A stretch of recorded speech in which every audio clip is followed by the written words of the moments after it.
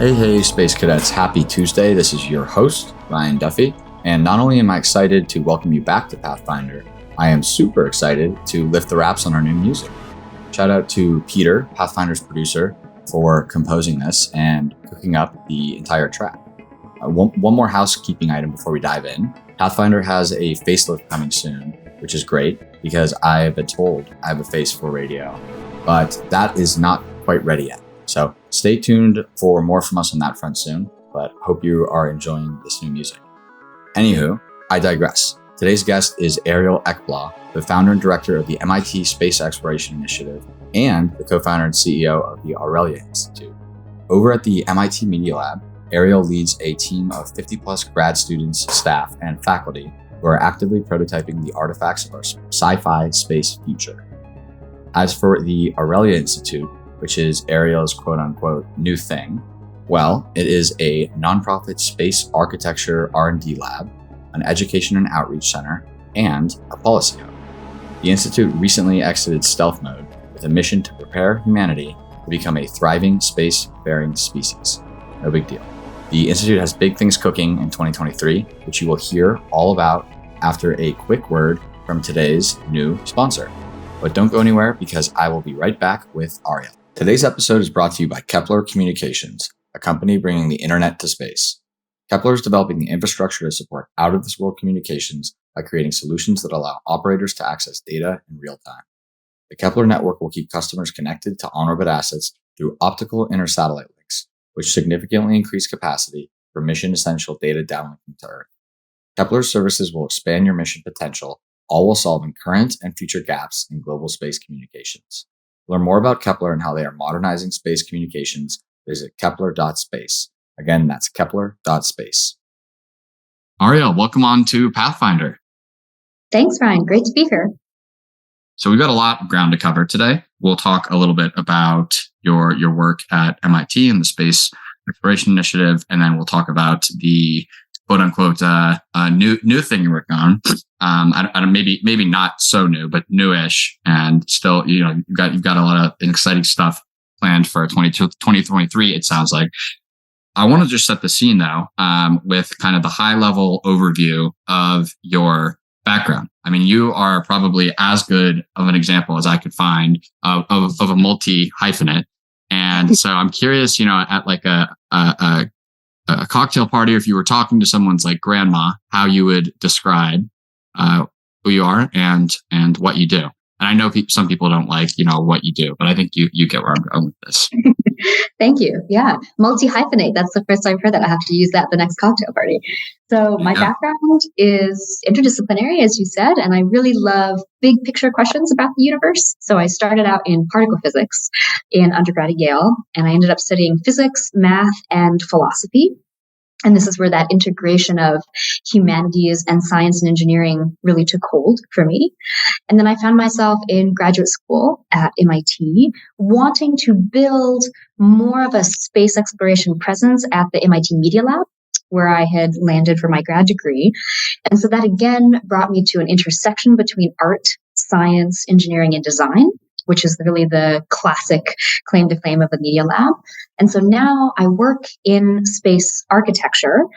My aspiration is to be a proper space architect and be able to design, build, deploy, operate multiple space habitats that can really scale humanity's presence in orbit.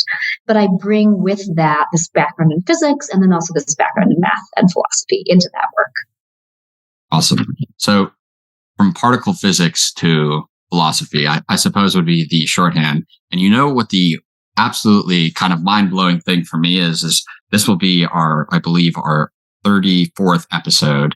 And somehow you are not the first person on the podcast who has a background that ranges from particle physics to philosophy. So, I guess that's maybe that's par for the course with like the space set. Like people are just super impressive. But yeah, the MIT lab is this, venerable, like famous in the science and technology and arts world, for kind of, as you mentioned, like interdisciplinary work. But for the uninitiated, can you just explain a little bit more about the Media Lab and its mission? Yeah, absolutely. So there's over 20 different labs, groups inside of the Media Lab as a whole. But unlike a typical physics department where everybody's working on some subfield of physics, everyone in the Media Lab is doing something really wacky, provocative, unexpected, to the extent where they didn't fit in somebody else's definition of a department, and they come into the Media Lab. We used to say it's like this amazing Willy Wonka's factory of technology. And so that means maybe you're a data scientist or a roboticist, or in my case, a physicist turned engineer, but you're sitting next to an architect or an artist or a biologist working on cyanobacteria for space. So it just provides this really richly creative and interdisciplinary environment for those of us who, had a chance to go through grad school there or teach there. Awesome. And tell us a little bit more about the Space Exploration Initiative, as well as the tagline that I love is space, quote, space will be hackable, space will be playful. I think that, speaks to the work and like the mentality you take and how you approach things. And I think that will also help kind of set us up for the second half of this conversation. Yeah, great question. Not many people know how SEI actually got started at the Media Lab, but I walked every floor of the Media Lab one day and met as many graduate students as I could, and basically asked them if they were interested in doing their existing research, no matter what it was. Didn't have to touch space at all, but in space. And no surprise, a lot of lovers of Star Trek and Star Wars and space nerds at MIT. And so that's a little bit about how this, grassroots group of us got going. And then as it grew, the challenge for me was I was a graduate student still at the time, doing my own PhD in self-assembling space habitats, and learning how to wrangle resources, how to meet an astronaut, how to raise money to fund a project, how to get a payload on the International Space Station. And so as I was kind of at a vanguard of learning how to do all these different activities for a department that was not typically associated with aerospace in the way that, say, MIT Aeroastro is world renowned for that, we then were able to pay it forward and make this into a community where a lot of people could, as you're saying, hack and play. And that was why that became our mantra, was space should be taken very seriously in certain contexts. And there's so much depth of technical work on whose shoulders we stand to be able to imagine being playful in space, not just surviving, but thriving in space. But the magic of the Media Lab was that we had all these creative minds who wanted to think about novel ways to approach design for life in a space habitat, or a musical instrument that could only play in microgravity. So we're not just importing cultural objects from Earth. That was the take. And that's how we get to space will be hackable, space will be playful. Yeah.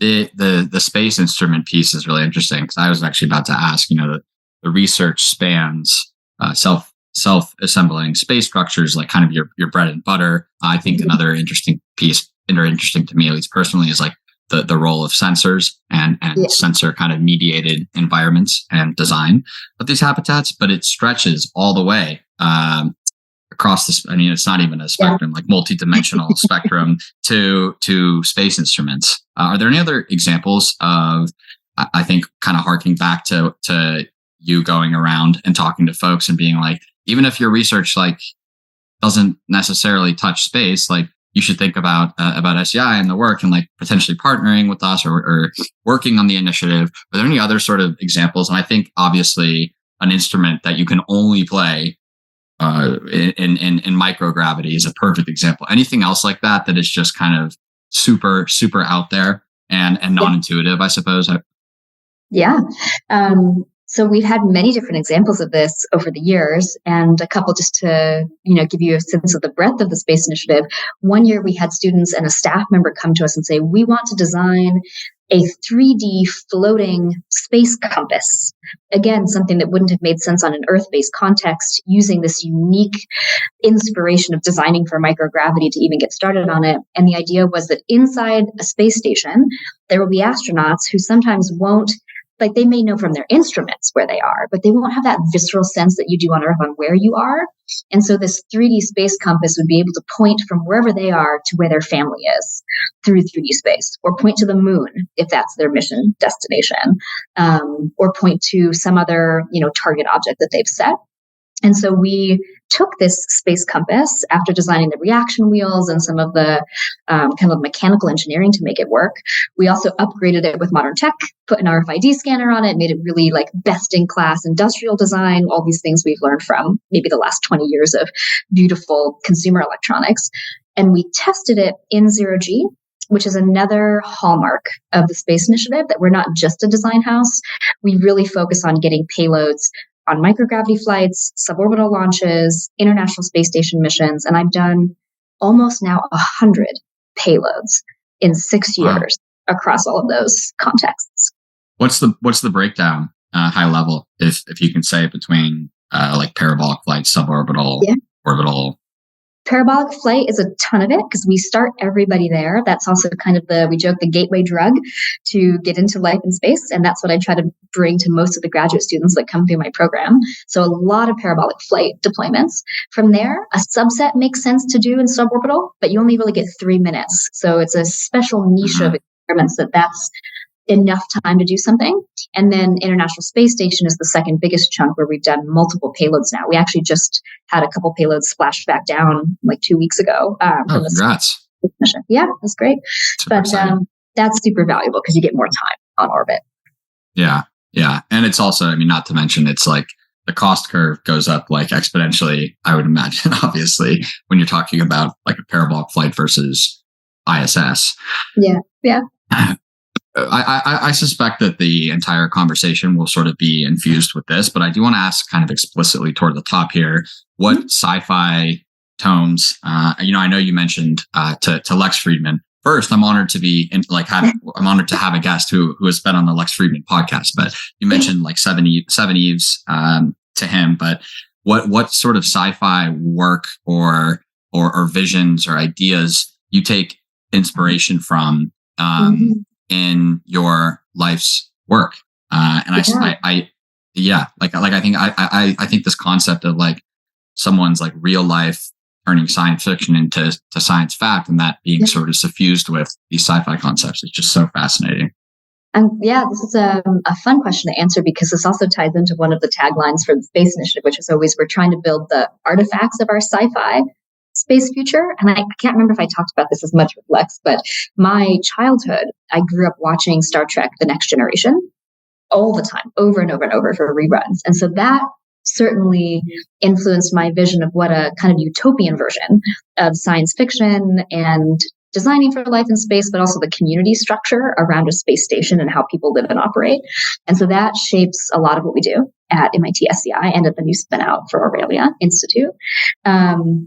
Beyond that, recently, I'm super captivated by Hail Mary, the latest book by Andy Weir, because it touches on artificial gravity, which I think has to be a key focus for this next generation of space habitats. For many different reasons, we need to be able to provide partial gravities within the space station context. And he built in this amazing astrobiology story. And you were asking me earlier, what are some of the other funky projects that we've done at MIT SCI? One of them, this area, was led by Sunanda Sharma, who's went and after being an SCI got an amazing postdoc at JPL to work on Sherlock, which is actually looking at astrobio and science for search of life on Mars. And that aspect of science fiction, I think, is also really exciting. The search for life and understanding our place in the universe. Yeah. How can you talk a little bit more? And I kind of want to set us up for part two of this conversation. I mean, we could go for the length of a Lex Friedman podcast or longer, talking about your research to date and the research portfolio of the Space Exploration Initiative, or SEI.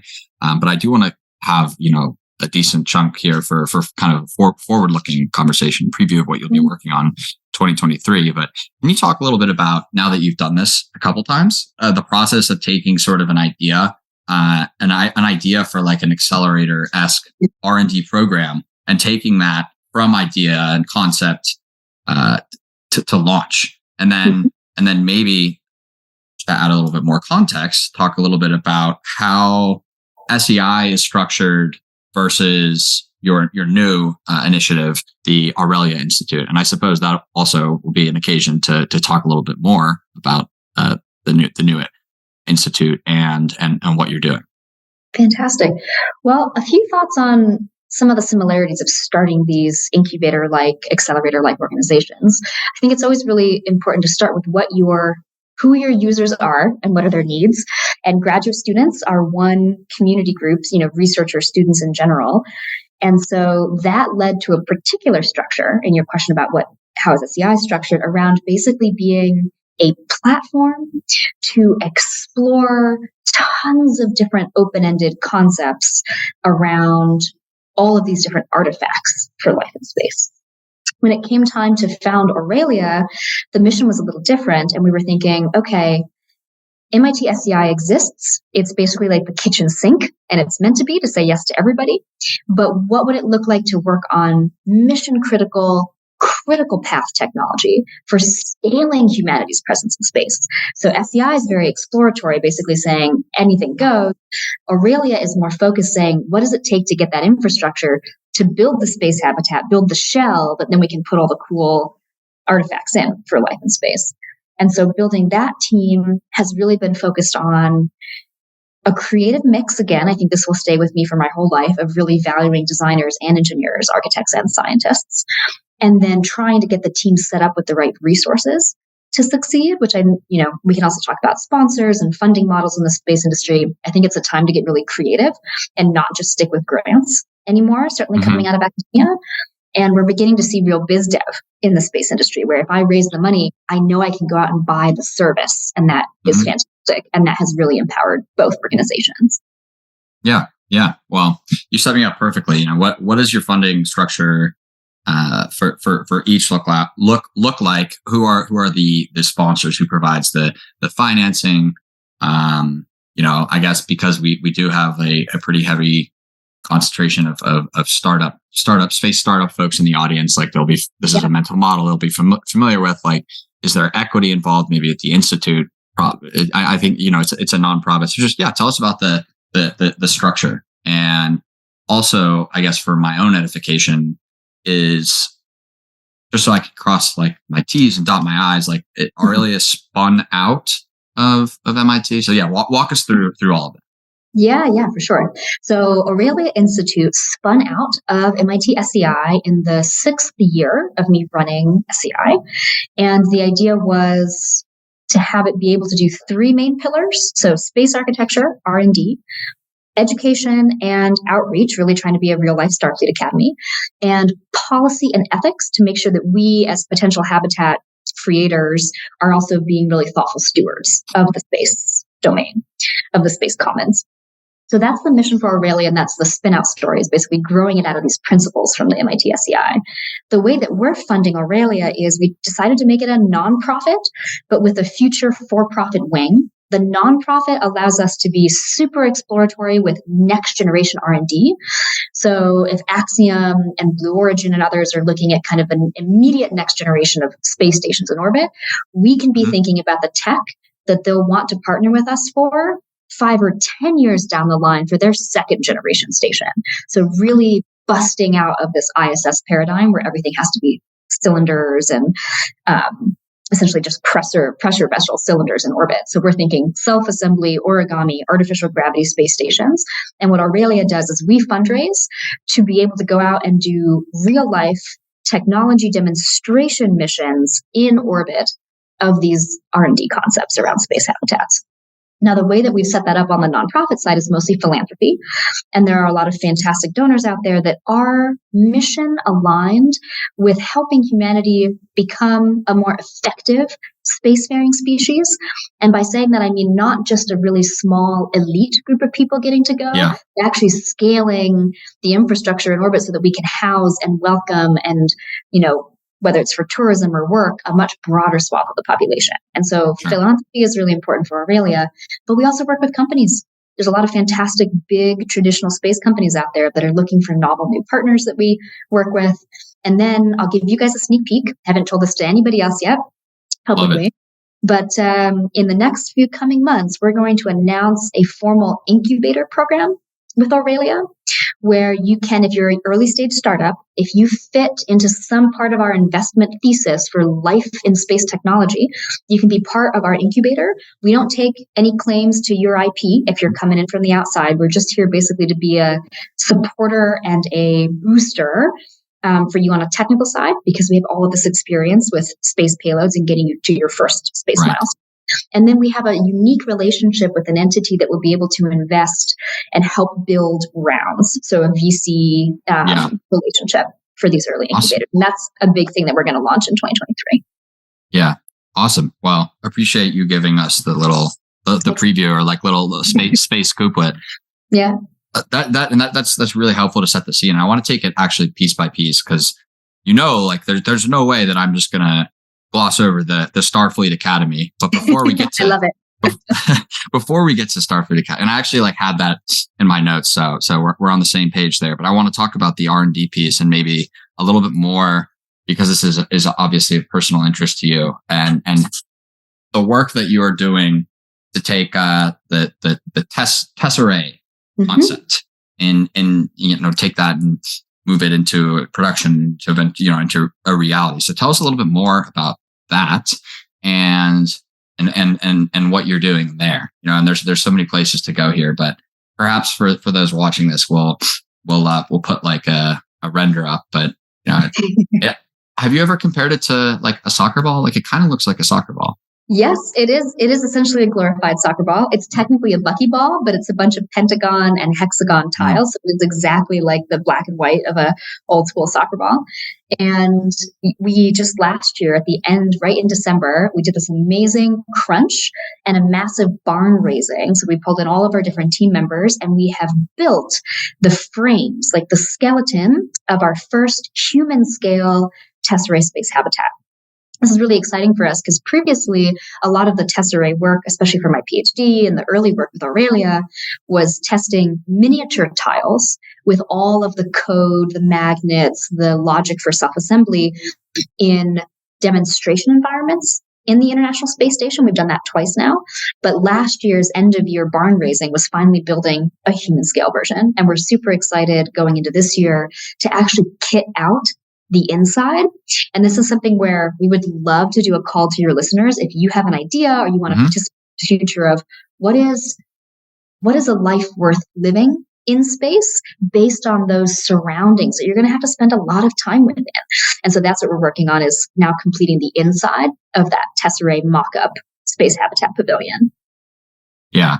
And TESSERAE is sort of linked to your thinking and a future that we could create, in which, there's geodesic dome habitats and concert halls, space cathedrals. Like, say a bit more about that, because obviously that is just mind blowing. The big picture vision behind TESSERAE is to say, how do you build grand, monumental space architecture in orbit that's far bigger than your biggest rocket payload fairing? So it needs to be something that can be packed modularly or expand like origami when it's actually released in orbit.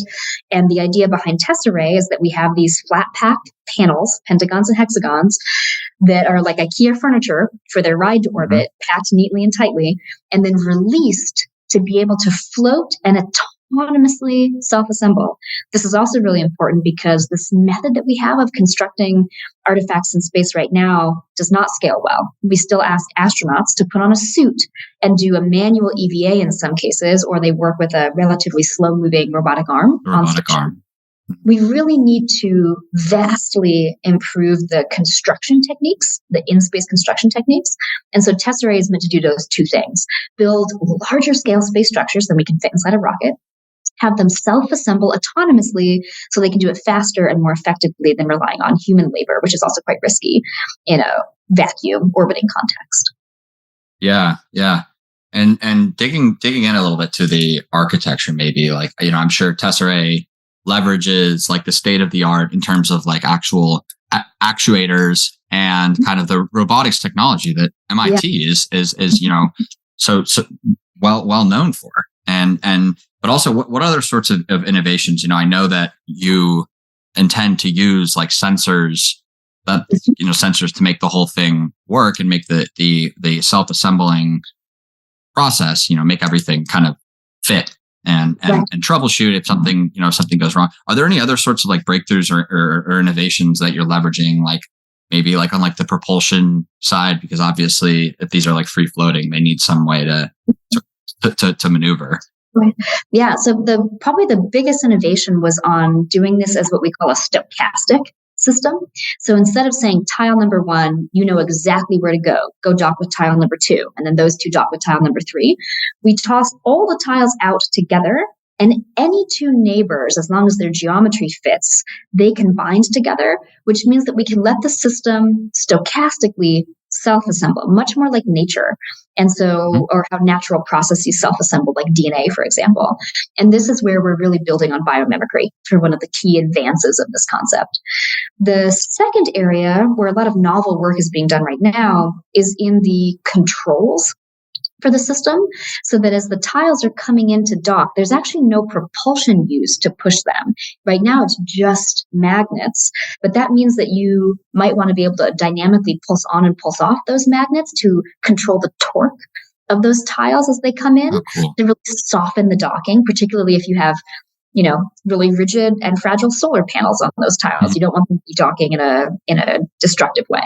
And so we're doing a lot to improve that process of this self-assembling system. And then in the end, yes, we might add propulsion to it if we want it to be a more controlled process. We could put all of the tiles, deploy them into essentially a really big balloon. So they're all kept close. They get to do their somewhat chaotic self-assembly process, and then we retract the balloon. There are all kinds of interesting concepts that we're exploring right now for this larger scale mission concept of operations, once we're able to go into larger scale space deployment of the TESSERAE tiles. Time for another word from our sponsor, Kepler Communications. Space operators face many downlinking roadblocks today, and they rely on decades-old technology to access critical data.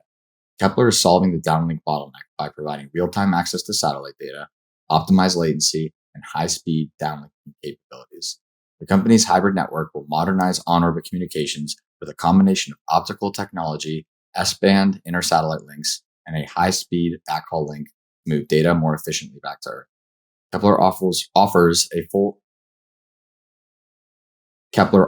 a full stack of solutions with payload technology, spectrum licenses, ground infrastructure, and a satellite constellation with full orbital coverage to satisfy the entire communications requirements of your mission.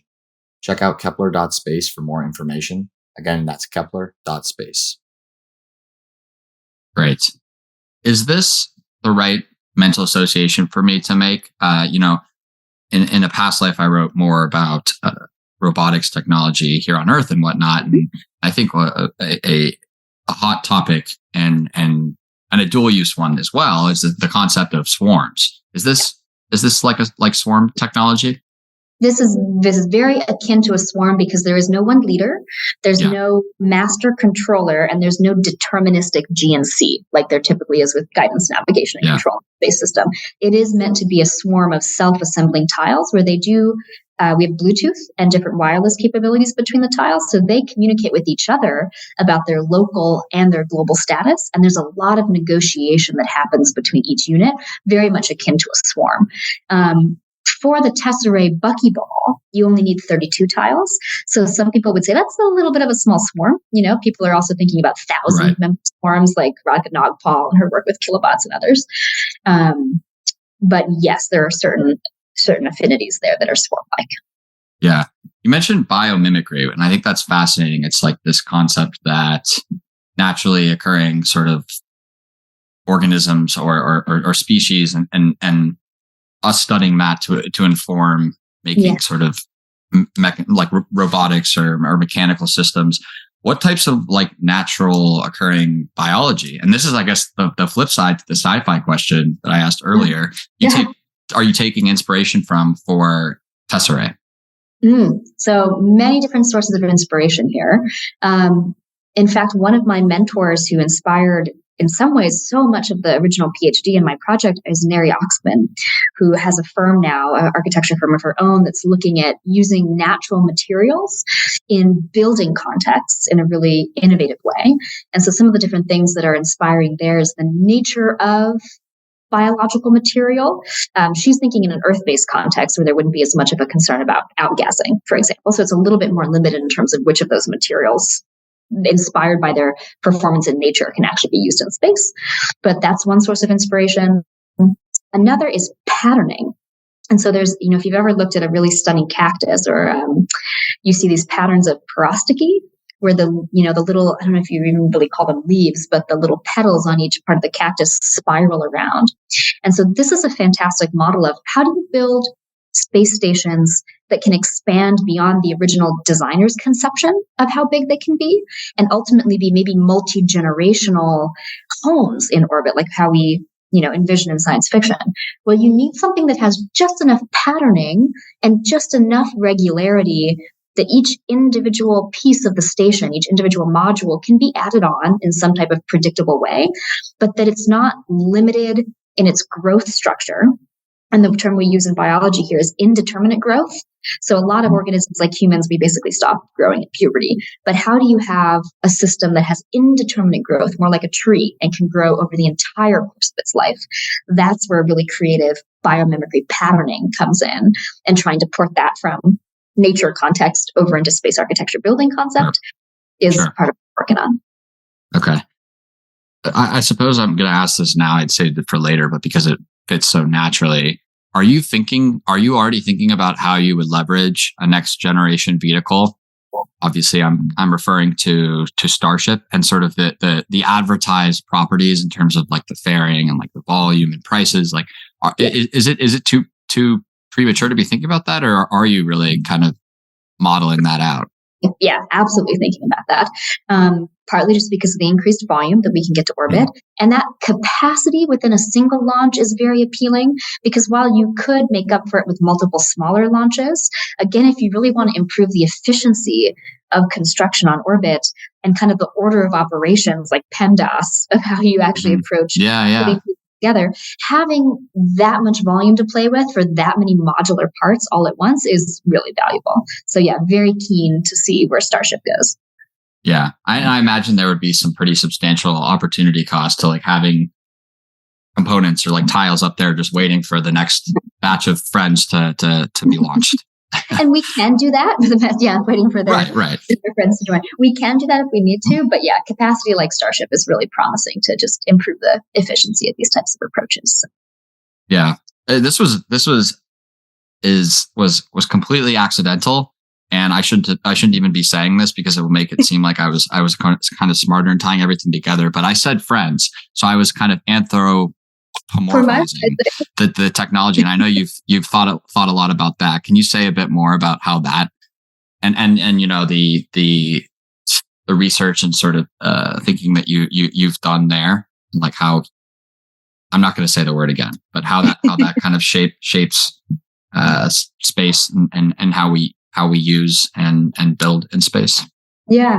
Well, there's a long history, especially in sci-fi, of anthropomorphizing different aspects of habitats. And so you see it in kind of dystopian examples like HAL in 2001 Space Odyssey. Yeah. And then you can see other examples of it what's more like a symbiosis between the human and the spacecraft. And that's what is really inspiring us at Aurelia is, can we build responsive space habitats of the future, where the ecosystems and the screens that you're going to use, because of course we're going to continue to be very screen dominated, and all of the other elements of the habitat are there to empower the human's experience. And of course, NASA and others are also thinking about this for space structures like Gateway that need to be fully autonomous during some of their seasonality. And so I think that there's about to be this wave of interest in AI, machine learning, responsive tech, taking some of the best in class, engineering tools that we now have on Earth, ChatGPT, in some space habitat concept. Maybe ChatGPT is the beginning of the Star Trek computer that was always able to fully answer everything Captain Picard needed. I think it's actually time that we start. It is tricky with space because you want flight heritage. And so a lot of things that make it to space are old and are proven and have been around for 10 years. But I think it is time for us to find the right channels to keep the next generation of space architecture really up to speed with these other developments that we've seen on Earth in terms of engineering. Yeah, I think that makes sense. And, to go back to the ISS example, I was just struck by how when you actually like sort of think about it from a first principles perspective, like going out on the exterior of the ISS to like, this is a simple oversimplification by an order of magnitude, but like I'm thinking about it right now as going out with like a hammer and like hammering things in. And so there's definitely an interesting conversation to be had there about putting robots on like the dull, dirty, dangerous jobs and those sorts of things. Obviously, it's not as simple as just going out with a hammer.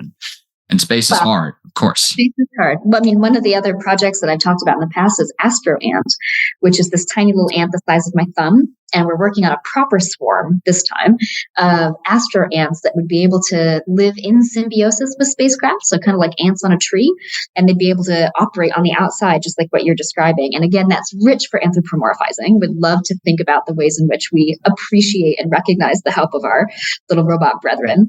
But yeah, I think there'll be a really rich opportunity for some type of synergy between humans and multiple different classes of robots to really scale space architecture in orbit. Yeah. And that could also, I'll add that could make great fodder for like an ants 2 or 3. I don't it's been a while since ants, but it's something to keep up your sleeves. So I'm glad you mentioned Chat GPT actually. And I want to turn the conversation to actually the parents' organization, now company, OpenAI. OpenAI started out as this nonprofit model too. And over the years, because of, various decisions, leadership, and the compute costs and the training costs and the cost of hiring the best in class talent, they had a transition. And there's an update literally today about Microsoft making a new investment and taking over, I think like 49%.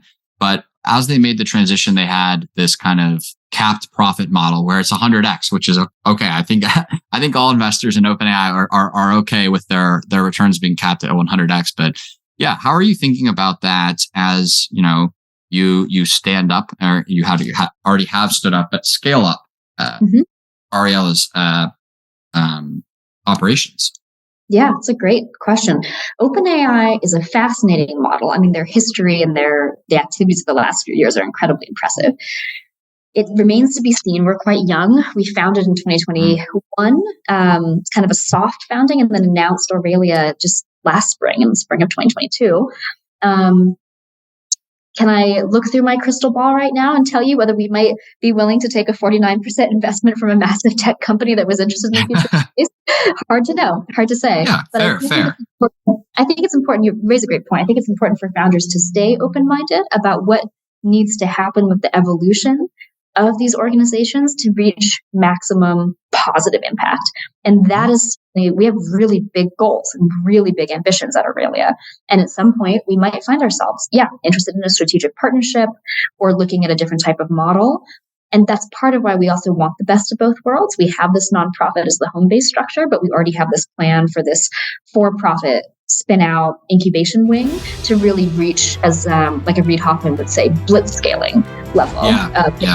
And I think there's such great, justifications for both sides of nonprofits and for-profits. Right. And you've already touched on the importance of incentive alignment. So, it goes without saying that would be kind of a key prerequisite as well. Now we have to talk about the Starfleet Academy and sort of the academy, and that being shorthand for sort of the educational initiatives of the Institute. Can you say a bit more about how those plans are taking shape? Yeah. So for several years now on the MIT side, I would teach classes that were only available to MIT graduate students. Things like how to build a project and have it actually really work as you intended to work in zero-G, and then they would get to come on a zero-G flight.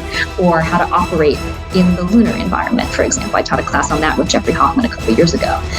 But the missing piece of the puzzle is that there's so many more people from many different backgrounds. They shouldn't have to be MIT graduate students to be able to get access to this knowledge and participate in the future of the space industry. And so Aurelia is working on a couple different things really around workforce development. How do you offer a class that a future space lawyer or a future space designer or a space doctor can take and get their foot in the door of this industry that traditionally has required a lot of gatekeeping to actually be able to participate And this is the spirit of Starfleet Academy. It's where the space cadets went to go and learn, and it's also where the technology of the Enterprise was built. And so we think we have a really unique opportunity, and we're going to launch this year. So again, listeners, take note. Through our website, we're going to launch access to some additional courses and webinars and lecture series and things that will help people begin to get up to speed in an interdisciplinary way again about space architecture and life in space. An IRL interdisciplinary Starfleet Academy. What's not to love? We think so too. With that in mind, I want to ask about what I would informally call this is me speaking. I'm not speaking for anyone else. The dirty D word of Silicon Valley. And no, I'm not trying to put any listeners' minds in the gutter. By that, I mean democratizing. And I think, democratizing something inaccessible or out of reach. Yes. Space is the quintessential example, is of course a valuable endeavor. But when I say I think that in the 2010s, the word was overused so much that its value became diluted and it became, effectively meaningless, because there were companies that changed the world, but there's also a tons of B2B SaaS spending platforms that are we're going to change the world, democratize something, and that it's democratization is not really binary state, but more of a spectrum. And so with that preface out of the way, and with your goal of making space more democratized, what are some prerequisites for that? And so by that I mean more democratization of space. And as a postscript, after you're hearing your perspective on this, I also want to explicitly talk about expanding accessibility, because I think that's really important as well. Yeah, definitely is something that we're working on with Astro Access and other partners. So I think my hot take on this is let's take back the fucking word. Sorry if I'm not No, that's great. I love it. Yeah, perfect. Let's actually put values and our feet where our mouth is in terms of the notion of democracy, open society, getting to participate, more people. Democracy is all about voting and citizenship. What is a definition of a space citizen? And how can we be enfranchising more space citizens? That's really a big mission that we have at Aurelia. And the ways in which we're thinking of concretely doing this is one, again, being open-minded to people from very different educational backgrounds and different fields that they may have worked in before. Because to actually envision a working life in space, we need all kinds of different contributors. We need blue collar and white collar. We need people who are trained in trades, but might be really excited to do their trade on the outside of the orbital reef station, welding on a Blue Origin space station. We really need an expansive vision of who is welcomed into workforce development for the space industry. The other piece, and this I think is a great transition that you set up, is around accessibility. There's been this long history of space flight in particular being limited to the top tiny percentage of fabulous human talent, astronauts. But we're seeing through the work of groups like Astro Access, through the fact that ESA just did an astronaut candidacy program that welcomed folks that were disabled or had past examples with disability. We should be thinking about designing accessible space habitats from the ground up. And this is something that we've been excited to begin partnering with Astro Access on. I participated in some of their zero-G flights. They came on our flight, our Horizon zero-G flight last year, to begin actually getting our hands dirty around prototyping devices, ergonomic architecture, textures that help for different types of blind or not sighted flyers, and really make this something that is very much real for the next generation of building space habitats. Yeah. I'm glad you mentioned that, because that zero-G flight without Astro Access was a couple weeks ago, right? Or a couple months ago? They've done, or the most recent? Yeah, the most recent one. Yeah. I don't know when their most recent was. I know that they had one. I'm pretty sure they had one in November or December, so that might have been what we were thinking about. I think that's the one I'm thinking of. But, and also for those who don't know, zero-G is, they fly in parabolic flight patterns to simulate microgravity, zero gravity, right? What's it like? I mean, I know you've done. How many have you done so far? I've done yourself? 9. So what's it like? Obviously you can't perfectly. And same thing as the overview effect. I imagine like nothing is going to reproduce the actual feeling, and communicating in words is difficult. But still, I'm curious to hear what it's like. This is why we call it the gateway drug to space exploration, because it is remarkably sublime. It is remarkably different than anything you've ever experienced. It's not like floating in a pool. In fact, one of the funniest things you see is when the first parabola hits and everyone just rises up with no effort, everyone starts kicking and flailing because they're trying to swim in air. But it's a totally different experience. And then after that first few seconds of true sublime experience, then everyone giggles. Like you can be the most serious person on the planet and you won't be able to resist, I think, just this sense of joy at this completely novel body experience. And then, of course, if you're on one of our flights, you actually get to do research as well. So a little bit of play, a little bit of work hard, play hard, the zero gravity context, and test out some really cool ideas in hardware or biology for a zero-G. Yeah.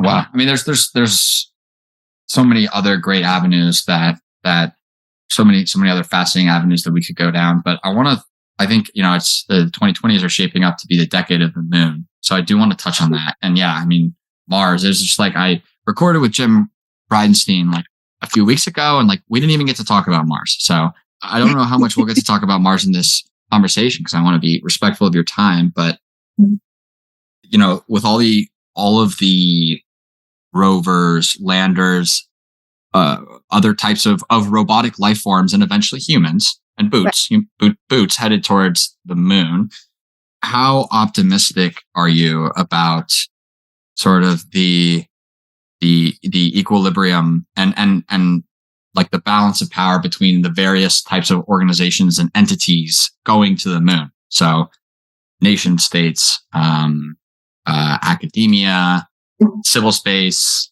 military space, that sort of thing. Do you think that, to borrow your own term, where I'm searching my notes, like, you think that future, are you optimistic that it will be, quote, open, shared, and collaborative? It's great to have optimism if you also have the energy and the wherewithal to put the work in to realize vision. And so I do think I'm optimistic, but there is a ton of work to do to make sure that we are maybe achieving something closer to the ESA Moon Village concept, collaborative, collective, lots of people can work and play nicely together in the same area, versus a future of some level of conflict. We have things like the Artemis Accords. We have some fantastic groups like Lunar Foundation that are thinking about what are common agreements that could be made around landing pads, around a definition of protection, if not property rights, because that's also a strange concept to think about for a celestial body that should be the purview of all humankind, but at least thinking about protecting investments of different areas, because all actors should need to be able to know that they can, take a risk and then not have their structure destroyed by the next launch that comes.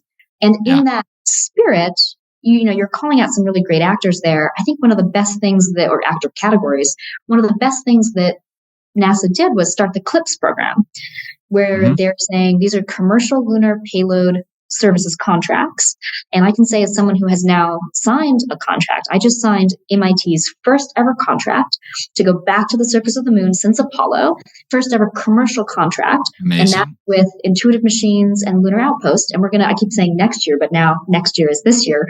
We're going to go this October, November on, hopefully, it might be a little bit later than that, but on IM2.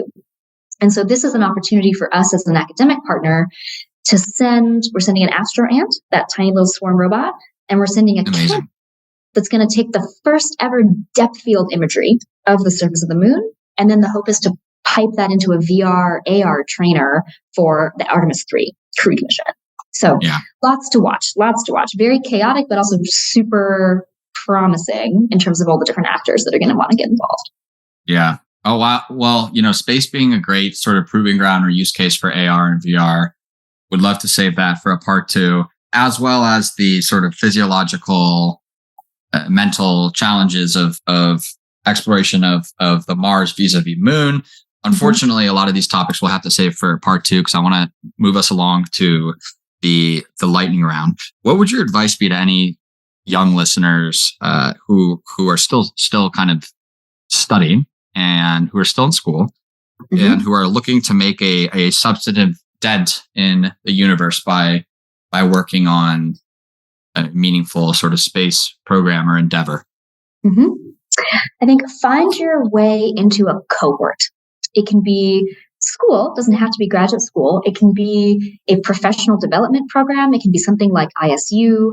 Eventually we'll have a community like this through Aurelia where people can join and be members, because it will help you to have friends and colleagues and people to bounce your ideas off of. And within space, it's hard to be an individual actor and change the world, but really very plausible and inspiring to work with a team to have really meaningful impact, whether you're on the hardware side or the space policy side or something else entirely. So find yourself a good space cohort. And if you can't find one, reach out to us and we'll welcome you into ours. Like we'll make that work. Great. If you had to pick one TV show or movie universe, sci-fi universe to live in, what would it be? Star Trek, Next Generation. I would really work for Captain Jean-Luc Picard. Yeah, I figured that was coming. Yeah, can I be his protege, please? Yes, I'll allow it. Who is one role model, someone that's come before you in the space sector or maybe somewhere else who's inspired you? Can I give you kind of two cheesy ones? Is that allowed? Yes. When I was younger, I didn't know forever that I was going to do space exploration stuff, and I was much more on the science side. And so figures, I wouldn't say it's only her, but figures like Marie Curie, female scientists that were incredibly boundary pushing, have always really captured my imagination. I do think it's important for people of all stripes and colors and life backgrounds to see people that look like them and see their role models. The second answer is my mom, and this is why it's even cheesier. But she was one of the first female pilots in the Air Force. My dad was a fighter pilot. Awesome. She was one of the first pilots, period. An amazing mentor, and very much inspired kind of a sense of courage and exploration and a focus on space in my own life. So, yeah. Well, you know what? I don't think that that's cheesy. I think that those are both great answers. And the last question to take us home today, what is your hottest take on the future of space exploration? My hottest take on the future of space exploration. I think we should all live in space communes. And not necessarily 1960s, 1970s level commune, but I do think that there's a chance to redesign a type of community within life in space, within these habitats where you're going to have to share a lot of resources. So, space commune, a Baugruppen, who my friends, if they listen to this, will know that I'm obsessed with the Baugruppen concept of like a communal living environment with you and your friends and your families. So yeah, communal child raising in space, however it needs to happen, I think communes in space. Great. Actually, one more question based on that. What camp do you fall in terms of like the future of space cities? And like, there's the Bezosian or O'Neillian to properly attribute it view of like the floating versus like going to Mars, burrowing. That would obviously be what I kind of would informally call like the Muskian. Like where do you fall? I would say 100%, 99.5% O'Neillian, especially for Aurelia. We want to build microgravity space cities that spin on the power of light alone. Like that is the vision. I think there's a bunch of problems and open-ended questions and complications of trying to be very celestial body focused. We have this orthodoxy of needing to live on a surface. I don't think we should need to live on a surface. Maybe that's my hot take. There's a lot of mental models that we might need to kind of break ourselves from in this next decade and century. But thank you so much for the time. I think this was a fascinating conversation, and there's a lot more that we could talk about, but we'll have to save it for part 2. I guess before we break here, there are all of the various call to actions, and I'll put them all in the episode show notes. If there's anywhere, where can our audience find you? What do you want to plug? What's your SoundCloud for the purposes of this conversation? Well, March 15th, mark your calendars, because we're running a flagship space event between MIT and Aurelia Institute, and it's publicly live streamed, open to everybody. So check out beyond.media.aurelia.edu space.mit.edu. It's a great chance if you're established in the space industry or you're just getting started, great chance to immerse yourself in fantastic space research and talks that are going to happen. And we usually bring 60 leading space visionaries from all across the industry. So you all should participate in that and enjoy. Yeah, you heard it here, folks. Make sure to tune in. Well, thanks again so much, Ariel. Thank you so much, Ryan. This was delightful. Invite me back for a part 2 anytime. We'd love to. You bet. Okay, folks, that will do it for Pathfinder 0034. Thanks to Ariel for sitting down with me for an hour and change to talk about AI in space, anthropomorphic technology, biomimicry, and a whole lot more. And thanks to Kepler, our new sponsor, for helping us keep the lights on. Finally, I want to give a special shout out to Peter Jean for producing Pathfinder and cooking up a whole new song for us. If you are still here, shout out to you for being a real one, and I'll give you a sneak peek of next week in exchange for your loyalty. For Pathfinder 0035, we are sitting down with Chuck Beams and discussing all things space cybers. But that will do it for now. I'm Ryan Duffy, signing off, and I will see you back here very soon.